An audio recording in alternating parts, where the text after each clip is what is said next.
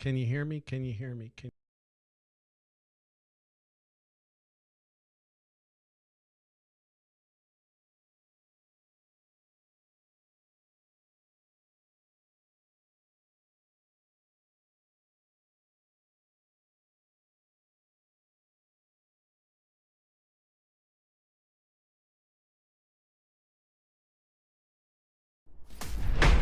You're listening to Smashing the Party.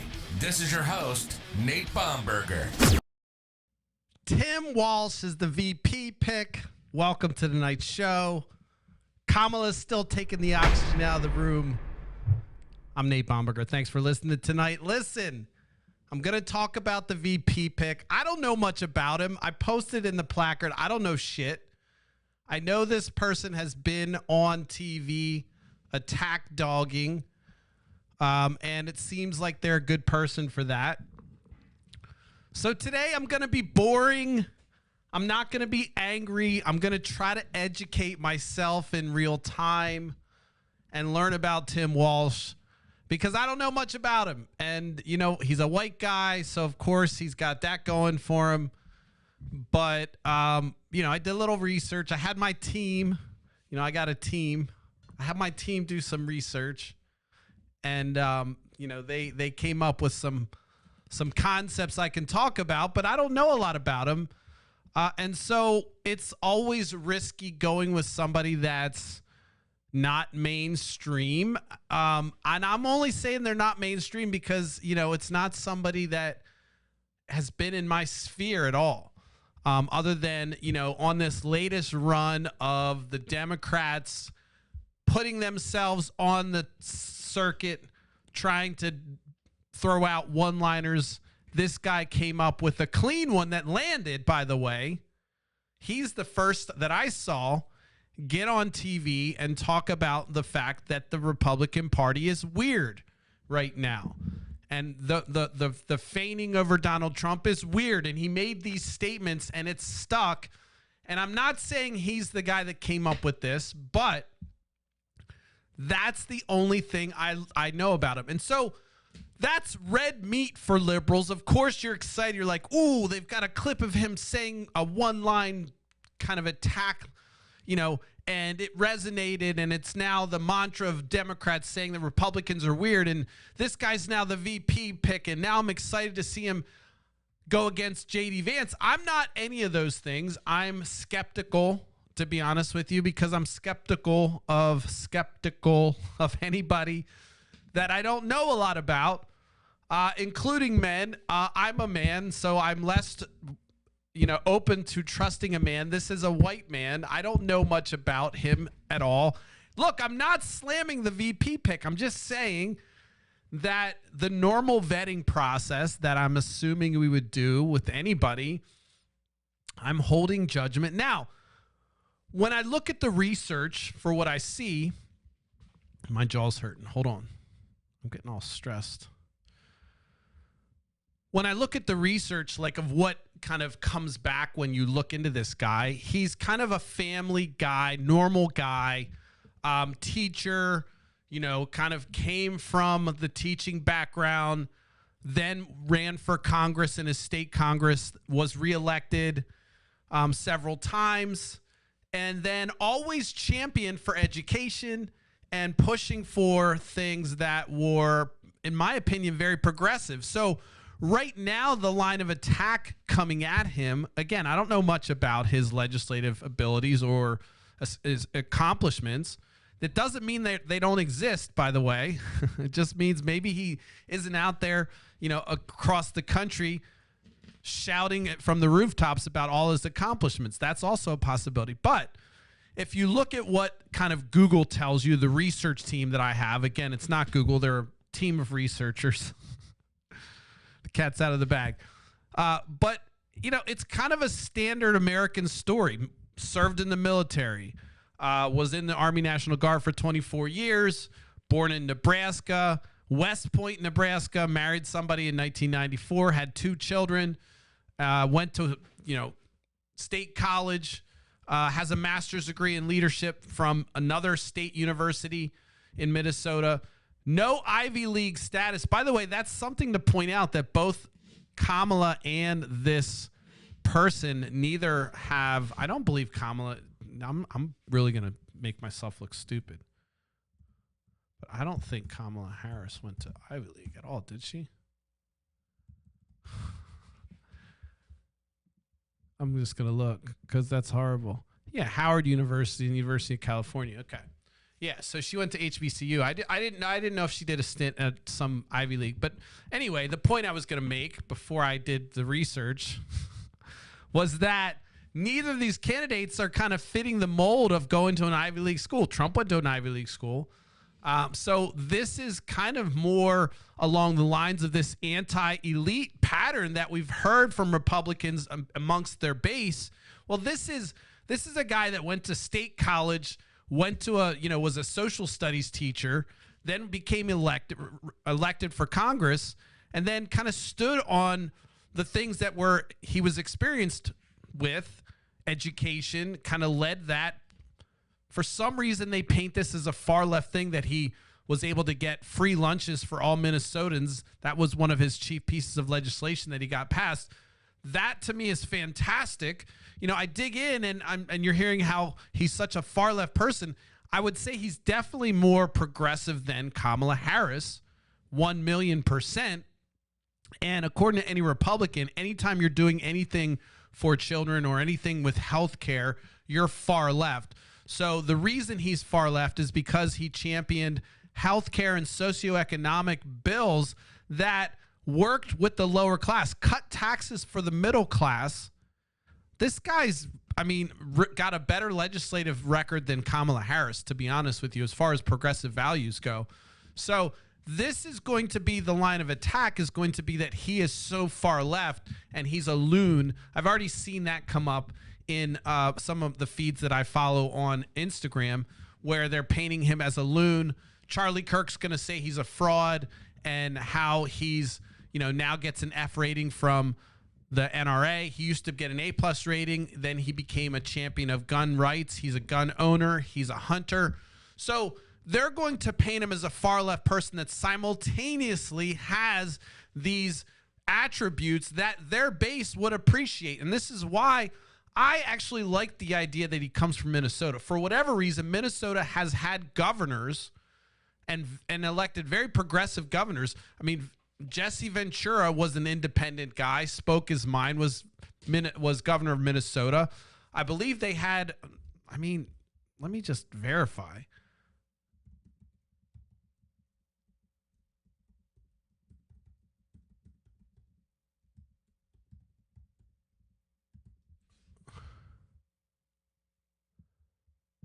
Where was it? Hold on.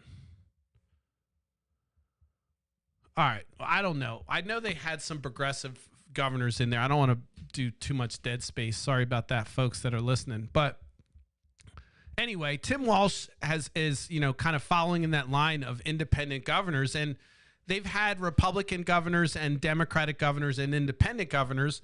But I feel like Minnesota has always been kind of at the forefront of progressive values when they have their independent governors. And this is a place that's very rural, has a lot of rural areas.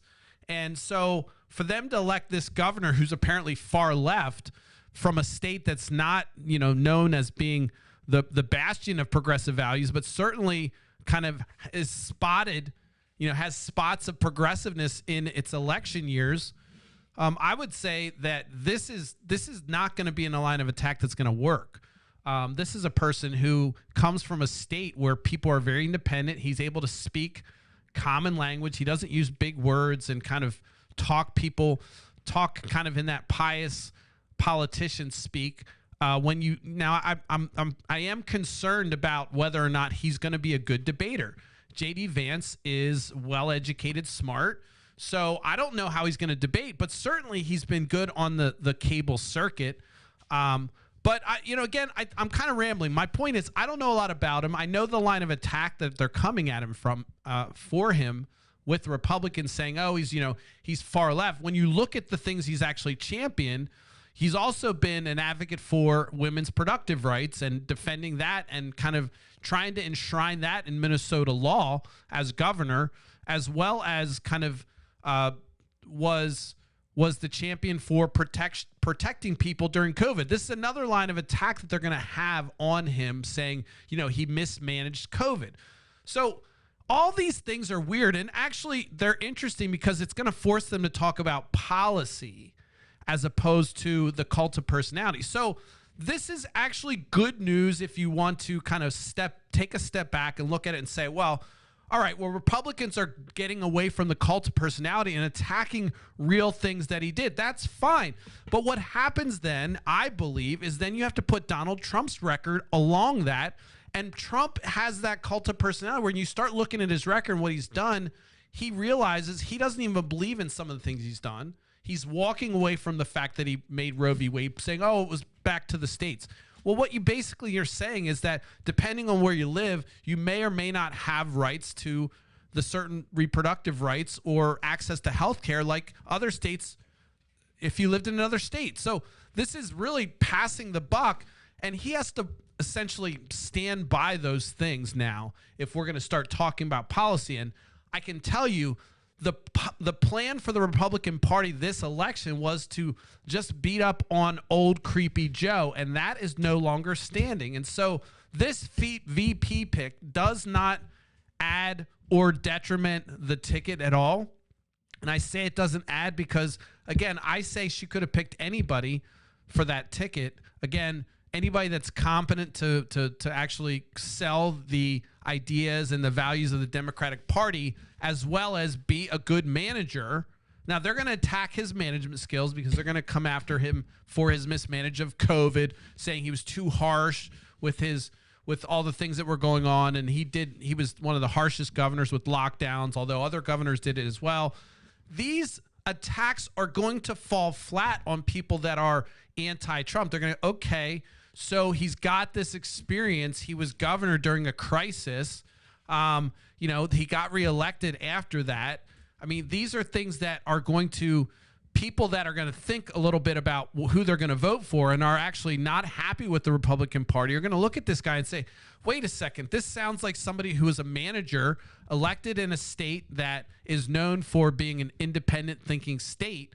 How is this going to be a detriment to the ticket? So I don't say it adds significant value to the ticket. I think Kamala Harris has her own wind behind her sails. Anybody could have been on that ticket. However, this is an interesting ticket for Republicans because they're going to try to attack it as a far left position holder when you're talking about gun rights. I mean, you can't be a gun owner and be far left. Most far left folks are not gun owners in many cases. And I would say that, one of the positions of a far left person is no guns at all. And so I don't think that's the position of the Democratic Party even, by the way. So let's just clear the air there. When they go far left, this is a person who has a gun. Again, I don't own any guns at this moment, but that doesn't mean that I'm anti-guns. So, but certainly if somebody says, hey, I'm never going to own a gun ever, that would be a far left position that many Democrats might not agree with. That nobody should own a gun is not something that most Democrats believe. Now, there are some, and I'm not saying it's a bad position. My point is, this position that he's a far left NRA member is crazy. So I believe he's an NRA member as well, simultaneously being an NRA member and a far left gun, far left gun position doesn't even make sense to me. Anyway, again, I'm not getting into the gun rights issue per se. I'm trying to just kind of articulate what I'm understanding about Tim Walz. Again, attack dog, great attack dog, good with the one-liners. Don't know how he's going to do on the debates, but his legislative record, again, I can get into details. When he was elected in 2006, he represented Minnesota's 1st congressional district, a seat held until 2019. He focused on veteran affairs, agriculture, and education. So again, that's a rural speaking that's a rural emphasis there. Again, going against J.D. Vance, the hillbilly effigy or whatever, eulogy, effigy. I think that he has real rural credentials. I don't know what the rural, why they're fighting to see who can get the most rural, when the rural is very less populated, even though they do carry big states. I understand that. I'm not saying rural's not important. I'm just saying it's just like, all right, who's more rural right now is going on between the VP folks, it seems. And then we've got the cosmopolitan Donald Trump and Kamala Harris. So when he was governor, the 41st governor of Minnesota in 2018 and reelected in 2022, so that's post-COVID handling, he was reelected. He essentially implemented universal free school meals and made historic investments in public education. This is a far left position again. Healthcare. He made efforts to protect reproductive freedom and expanded access to mental health resources in the state. Wow, that sounds amazing. Environment, laid the groundwork for Minnesota to achieve 100% clean electricity by 2040. Oh my, the horror. Economic policies, cutting taxes for middle class and expanding paid leave for workers. Boo-hoo. Oh, the horror. Socialism. I mean, this is all stuff that resonates with most folks. I mean, paid leave for workers, expanding that. We all know we don't get enough vacation when you're working for a job, when you have a when you have a child, or when you're with child. The amount of maternal time off is ridiculous compared to other countries.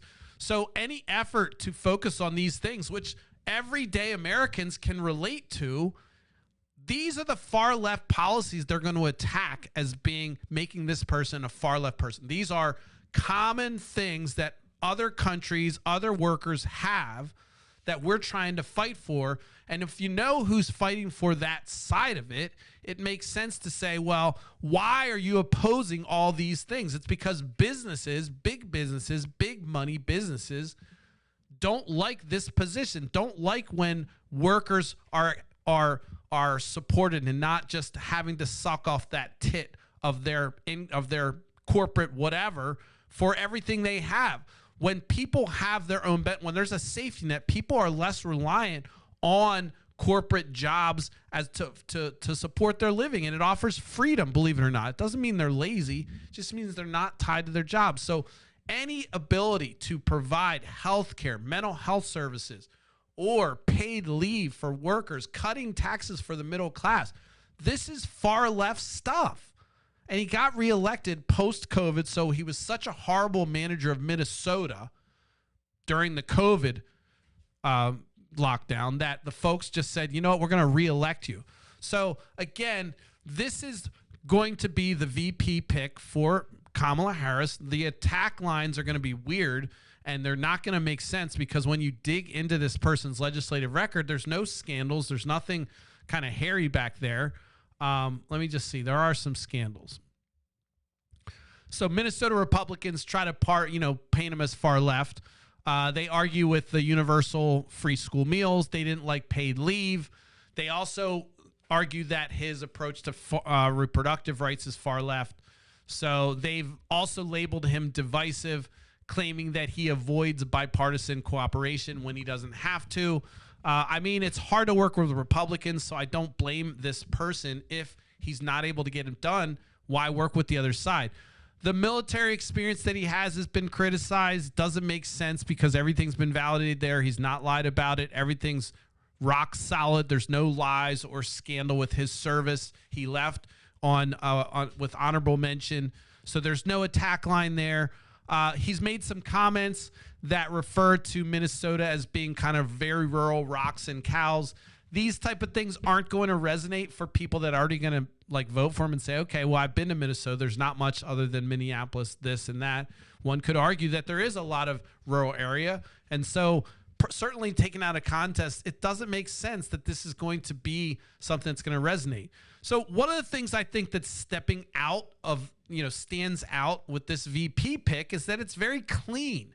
There's not controversy there. If you look on the other side, you've got the leading person on the ticket has 34 felonies, and we've got J.D. Vance, who's changed his name 3 or 4 times, which is odd for anybody, any person to change their name, first name, last name, middle name. Everything was changed.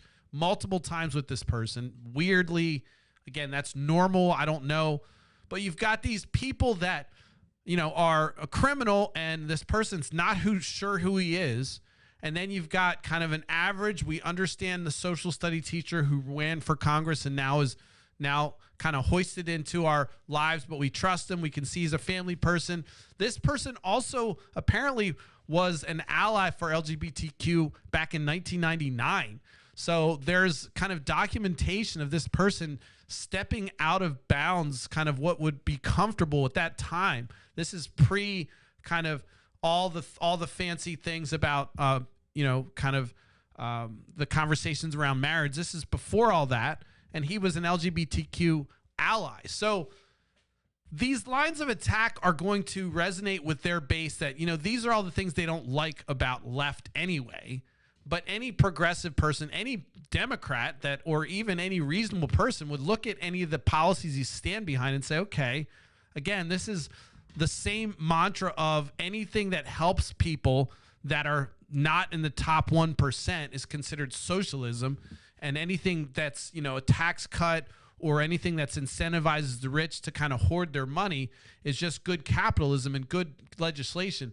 This is the lie that people say. And so when you look at this guy's policies, you're like, okay, he was reelected in a rather independent thinking state after COVID. So he was a good manager, apparently good enough to get reelected.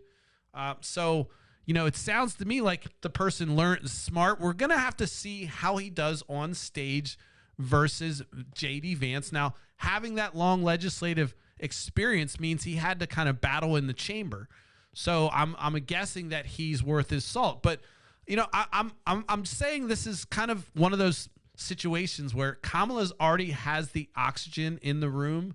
And so the VP pick is inert. It doesn't really give her a boost. It doesn't bring her down at all. I don't see any attack lines sticking with this person. I think that they're going to be able to talk their way through. The only thing that's going to stick is it's just another white man kind of from progressives, I guess. But I don't know if that's even going to resonate with the folks that they're trying to kind of dissuade from looking this way.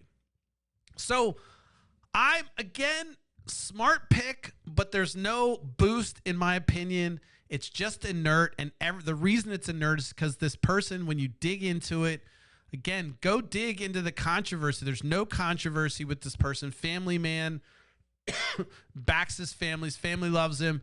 He's been a straight up person, kind of has the model American kind of pathway into this place where he's at. And there's been no kind of gift horses. Apparently, he had to live off of Social Security as a youngster because of certain scenarios that he grew up with. So he understands the struggle and never forgot that. Apparently kept on championing these things that he had to deal with when he gained power. To me, sounds like a stand-up person all around. I'm going to hold judgment until I kind of see him continue to be the VP candidate and not just an attack dog that makes one-liners and kind of, folksy kind of, things that may resonate with a certain amount of the base, but I need it to be kind of smart and intelligent. I don't want to just have the VP be kind of this idiot. I'm not saying he is. He seems smart. I just want to hold my fire until I kind of see more about how he's landing. Now, I will say this. This blew my mind today. Someone I know follows me, listens to me. I had my gear on today, and they're like, I wish I had some swag. You know who you are. I'm not going to say your name, but I was shocked when this person came up to me and said, look, I'm voting for him. I'm like, what? You're voting for? He's like, yeah, I came around, no, blah, blah, blah, and kind of told me some things that were going on. And I was like kind of shocked, but I just want to say it, people say, oh, this show doesn't affect people. No one changes their mind. And I'm not saying I changed any minds, but I will say that the fact that this person came up to me and let me know that their mind has been changed says it was just a boost I needed. Oftentimes, doing this show, kind of getting no views, sometimes getting a lot of views. Sometimes people saying, oh, I watch your show and I listen to it, blah, blah, blah. But, just having someone kind of acknowledge something that at that meta level and saying, yeah, I'm actually kind of switching. And this person pretty libertarian, and I know votes, actually said that they're registering to vote. So I think that they didn't vote before, and now they're registering to vote. So perhaps they were on the sidelines before, but I know that they were very libertarian minded and probably didn't vote because they didn't feel like it was worth voting for a candidate. Again, I'm just saying that stuff motivates me. It says, hey, listen, people do listen. It's interesting. People do have comments about it. So, all right. So anyway, so listen, let's just talk about this. I want to just say something here. We're going to talk about the comments. I'm going to jump right into the comments right now, okay? So let me just see if I can get the comments up, and I'll turn that little thing off that just keeps on sending the freaking chat timers. I don't know why it does that. But let me just...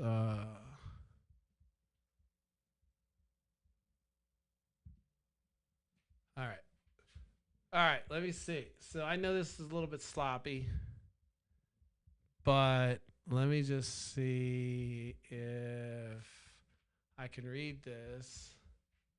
So some of them are disabled. Some of them are just, all right. So somebody said, can you find anything to be critical about him? All right. Yes, I can find critical things about him. So... all right, we're in the comments section, by the way. If you're looking at this and thinking it's weird, I didn't make it really pretty, but I'm going to talk about this comment. Can you find, from Steve, can you find anything to be critical about him? So, well, what I don't like about him is, so he's so far, I would say that I don't know enough about him to attack him, but he's been really folksy and kind of been on TV saying these one-liners that it's red meat, but that's not attractive to me in the way that I need for this person to kind of elevate the conversation. So I'm saying I don't know where he's at yet on the level as far as like how folksy is. So I'm going to say that so far, the negative thing I'm going to say right now is that I don't know. He could be folksy. He might not appeal to me if he was like on the ticket by himself. I don't know if I'd be, that would appeal to me. Let me think. What else? So I know that he's been, I watched a couple things from the right that showed him kind of being very over the top in his descriptions about some of his policies and beliefs. And so it's easy to snapshot this guy and put him in context where he's going to look stupid. So I'm wondering how he's going to come through that. So my criticism for him is is he like me where he just says things that's off the top of his head and then people can clip it up and make him look stupid? Or is he really not smart? Or is he kind of just like a really good talker, folksy guy, and that's how he got elected? I don't know. So look, this is the conversation I guess is worth having, but I don't see anything that I'm going to find out about him that's going to deter me from saying, oh my, he was horrible pick. In fact, everything I'm looking at says that he's a good pick. So, no, I don't know. I don't really feel like I'm uncomfortable with anything so far. Again, I tend to be open to what many on the right would consider far left perspectives. And again, I would argue that America's far left is not far left enough, in my opinion. So, if I'm far left in America, that's, other places I don't necessarily agree with a lot of things that are far, far left. And by the way, I'm, when it comes to gun ownership, I'm pro-gun ownership. I actually have a very radical view of gun ownership. I think I've talked about it before, but it's so radical that I believe you should be able to own any kind of arms, but you have to have it completely all the requirements that go along with it. So the more powerful the arms, then the more you have to go through stringent kind of criteria to get. I know it's radical, but anyway, so when people are like, oh, you're far left, I'm like, no, I'm actually probably way more in my world it would be possible for somebody to buy a bazooka. Now, it would be hard for them to use it. It would be certain areas where they could use it, certain times, places, yada, yada. But in my world, it would be possible to go out and legally buy a bazooka without any illegal thing happening, because that's an arms. You could buy a tank if you wanted. You're just going to have to go through all kinds of stringent craziness to have a tank. You're probably not going to be able to operate it in the city, right? I'm just saying. So the positions that I end up taking on some of these issues, when I see these folks talk about far left, I'm like, you know what? Most of these things are aligned with the platform of the Democratic Party. And so it's easy for the Republicans just say, oh, every single Democrat's far left. Well, then you're just ostracizing half of America by saying that. And so I don't believe that attack is going to continue to work, especially when we're in a global world. We can see that, other workers in other countries and companies that we work for, let's say you work for a multinational company, and somebody in another country takes off for a year because they had 2 years because they had a child. You're like, what the hell? Well, yeah, they work for the same company, but because this multinational company is dealing, that happened when I was working for a multinational company all the time. You saw benefits that were different according to different countries, where it was like, okay, this is significantly different than what we would experience here. It was just normal, commonplace in these other countries. So when the line of attack that comes out, that's going to continue to be the thing that's going to resonate for the red meat folks in the Republican Party, that they're far left, this isn't going to land, and it's not going to really, the independent folks that have said, you know what, this is the same line of attack that they take every time on anything. There's nothing crazy about what this governor did that's making him some radical Marxist when he's talking about free lunches for children. And most of the effort that he's been making have been things that have been to help folks in the lowered middle class.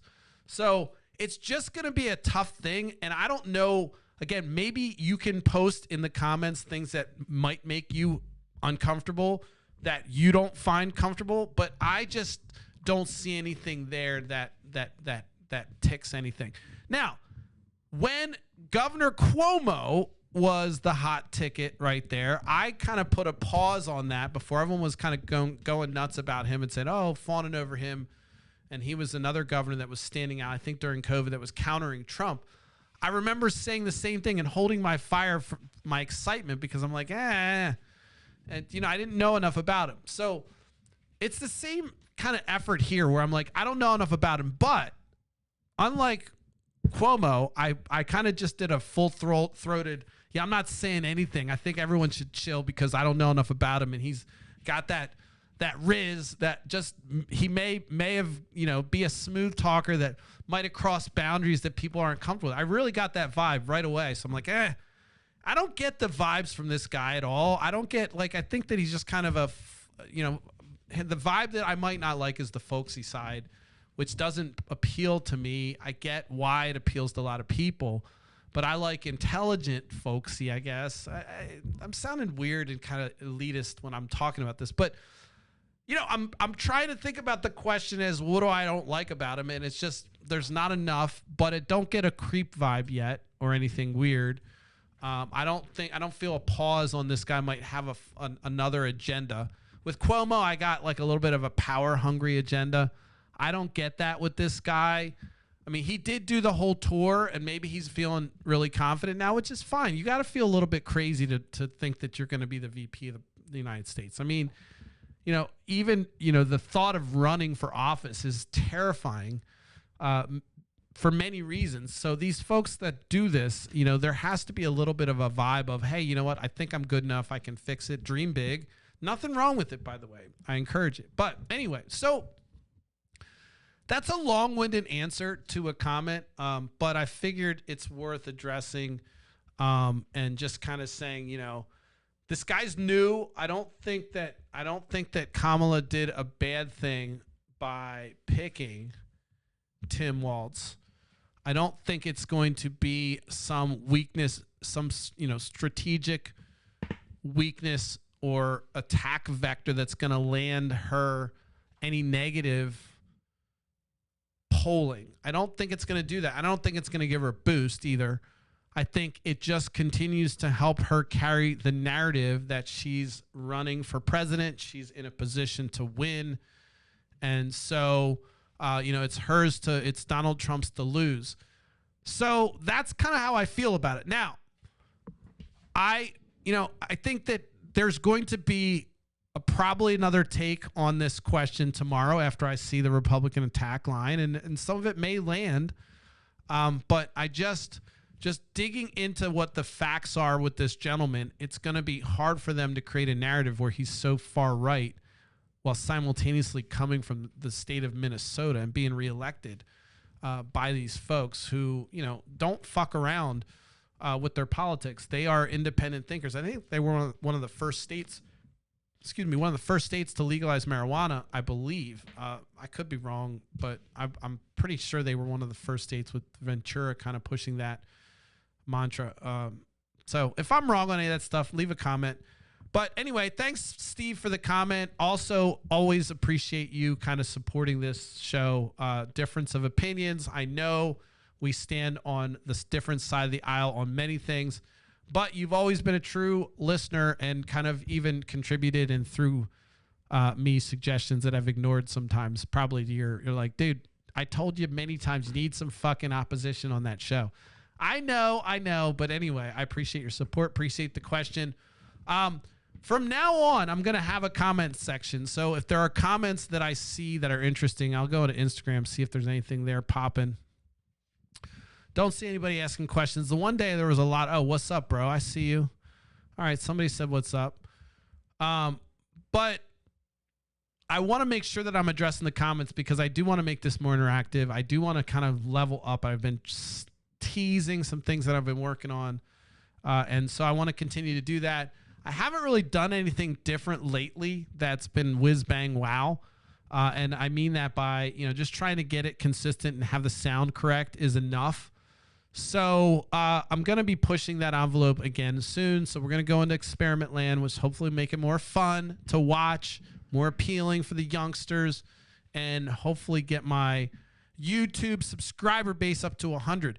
Listen, 100 is the magic number. I'm going to do crazy shit. When I hit 100 subscribers on YouTube, the heavens will open. I may just open up my kimono and show the world everything. Who knows? But 100 YouTube subscribers could change the world, folks, of Smashing the Party. No joke. Anyway, all seriousness. Oh, wow. The card has limited space. Well, that sucks. In all seriousness, I'm going to wrap tonight, but I wanted to make sure we're going to be on Monday through Friday or Thursday. We may make a shift here because I may go back to doing some stuff on Monday nights. Yeah, we're going to open up the kimono a little bit. We're going to try some things. So we're going to maybe play with the schedule. But we're right now, Monday through Thursday, 10:30 p.m. Make sure you subscribe on YouTube. Listen, if all you people that watched on Facebook, if you just went over to my YouTube channel, subscribed it, mute it, you would literally get me to 100, and I would celebrate. You could watch me do a dance. I will promise a full-fledged Nate-style dance if I get to 100 YouTube subscribers. It will be magnificent. Anyway, I appreciate you listening. Hopefully you got something out of it. Send me clips that you have of this guy. I know I've seen some on Instagram. Didn't get a lot of time to do too much research on this guy. My team's been lazy, but I'm not getting any bad vibes. Again, inert is my take. No op, as they say in computer science. There's no operation, no increase. There's null. It's nothing. Dev null. Absolutely no increase, no decrease. But it doesn't create an attack vector for Republicans, and I think that is a win, and Kamala goes on. So I got nothing else to say. Make sure you leave a comment. Make sure you tell me about what you think about the comments section. I'm going to talk about comments every time, so if you leave a comment today after I'm done, I will try to address that comment tomorrow. The only comment I'm addressing from yesterday is, Jessica, I know you're somehow related to me, oddly, and you always want to harass me. I did see your comment about cackling Kamala.